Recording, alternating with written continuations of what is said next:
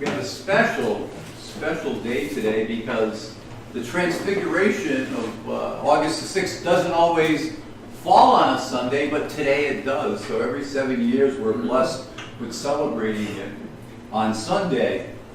Today's Feast of the Transfiguration, the Gospel tells us of the Transfiguration of Christ when he took Peter, James, and John to a high mountain and revealed to them his divine glory. This was a foretaste of the glory of his risen body and a sign of the dawning of Christ's kingdom to come. This was true of Jesus' other miracles. He did so many miracles, for they were all signs of the kingdom of God and manifestations of his great and his mighty power. Yet in his other miracles, if you look at Jesus' other miracles, Jesus' majesty was veiled or cloaked in his humanity.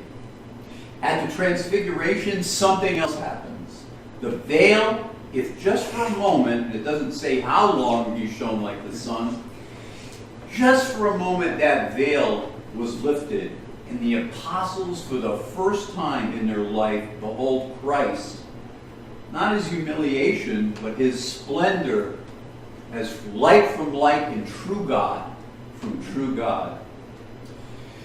You probably in the past, as I have heard the Transfiguration sermon that exhorts us to appreciate that moment on the mountaintop.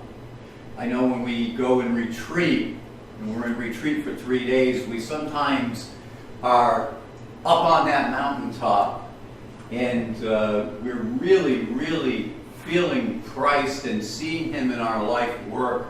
What a high moment it is many times for all of us toward the end of that retreat.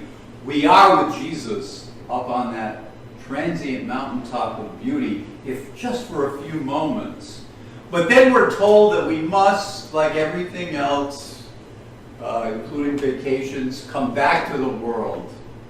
Come back to the brokenness of the world and join Jesus in the way of suffering. I have preached the sermon before on the Feast of the Transfiguration, and I have heard it hundreds of times. This year, it's really the last thing I want to hear, to come down from the mountaintop. I don't need to hear anyone tell me to descend the mountain. I slid down that mountain in January, I think after the election. I hadn't been able to really get myself back up to the mountain. It's a slow process for myself anyway. As I listen to the news each and every day, it drives me absolutely crazy.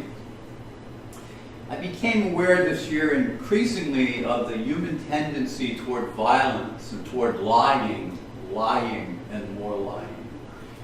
Lying in our culture.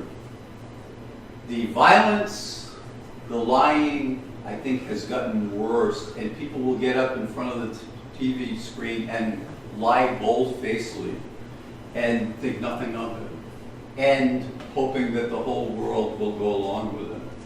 I think this New Year's Eve at Janine's, I was dreading 2017. After that election, I must be honest, and what that election would bring to us.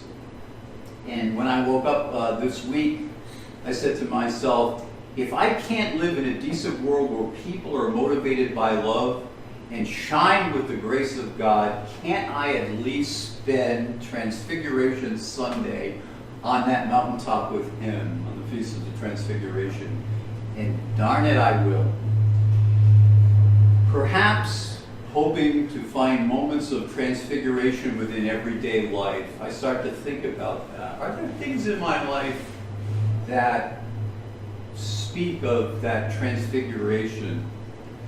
And I started searching for those transfigurative moments in this year. And I thought, you know what? Even though things haven't been the best, there were periods where I found Christ in my life. To be honest, there have been far and few between, I would say, this year, but there are signs of Christ's transfiguration in our lives. In the complexity of life, and it's getting more complex by the year, randomness of life, and in the unpredictability of life, we don't know where we're going to be from one moment to the next. and how short our life is, we all must have a deep interaction between suffering and hope, and the surprise of grace when it's needed most. And I pray more now for grace in my life and for your life and for our country's life than ever.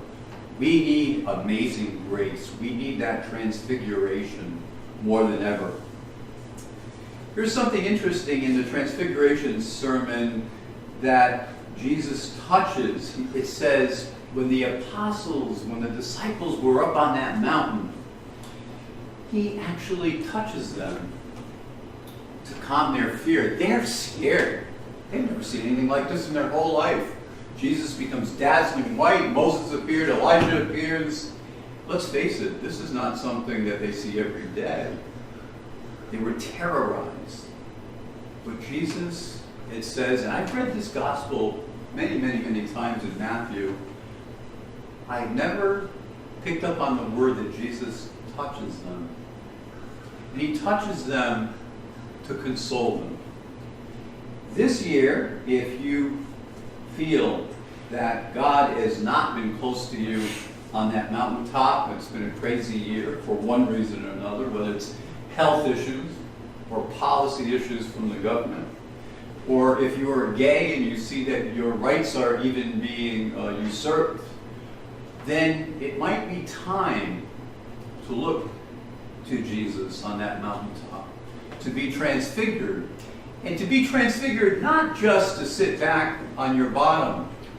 You might be transfigured to do something politically. You might be transfigured to help somebody in need. You might be transfigured with Jesus to give something to someone that doesn't have anything. So today, as we are with Jesus at that mountaintop, let us not sit on our fannies and do nothing.